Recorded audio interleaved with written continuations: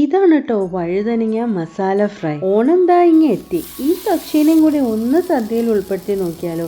നല്ല സ്വാദാണ്, ഉണ്ടാക്കാനും എളുപ്പം. ഇദ്ദേഹത്തിൻ്റെ ഹൈലൈറ്റ് എന്ന് പറയുന്നത് ദാ ഈ മസാലയാണ് കേട്ടോ.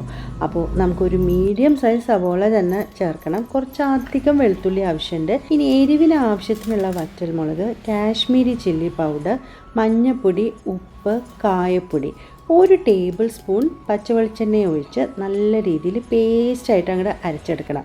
ഇനി 1 ടീസ്പൂൺ കേച്ചപ്പും അത്ര തന്നെ ചെറുനാരങ്ങയും ചേർത്ത് ഒന്ന് മിക്സ് ചെയ്തിട്ട് 5 മിനിറ്റ് വരെ റെസ്റ്റ് ചെയ്യാൻ വയ്ക്കാം. ഈ സമയം കൊണ്ട് നമ്മുടെ കഴുകി വെച്ചിരിക്കുന്ന വഴുതനങ്ങയൊക്കെ അങ്ങോട്ട് കട്ട് ചെയ്തെടുക്കാം.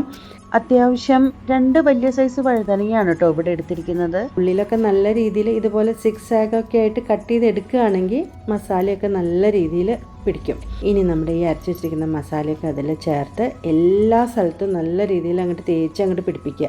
ഇനി നമ്മളെന്താ മീൻ വറുക്കണ പോലെ പാനിൽ കുറച്ച് എണ്ണയൊക്കെ ഒഴിച്ച് കുറച്ച് കരിവേപ്പിൻ്റെ ഇലയൊക്കെ ചേർത്ത് ഈ മസാല അങ്ങോട്ട് വെക്കുക. ഒരു 5 മിനിറ്റ് കൂടുമ്പോൾ അങ്ങോട്ടും ഇങ്ങോട്ടും തിരിച്ചും മറിച്ചും ഒക്കെ അങ്ങോട്ട് ഇടുക. ലോ ടു മീഡിയം ഫ്ലെയിം മതി കേട്ടോ. നല്ല സോഫ്റ്റ് ടെക്സ്ചർ ആകുമ്പോൾ നമ്മുടെ വഴുതനങ്ങ ഫ്രൈ റെഡി. ഇടയ്ക്കിടയ്ക്ക് ആവശ്യമുണ്ടെങ്കിൽ മാത്രം കുറച്ച് വെളിച്ചെണ്ണ ഒഴിച്ച് കൊടുക്കാം. ഇതാണ് കക്ഷി. നല്ല സ്വാദാണ്.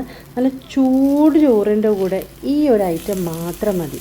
ഈ ഓണത്തിന് സദ്യയിൽ ഒരു ചെറിയ വ്യത്യസ്തതയായി ഇതും കൂടി ഒന്ന് പരീക്ഷിച്ച് നോക്കിക്കോളൂ. അപ്പോൾ ഹാപ്പി ഓണം.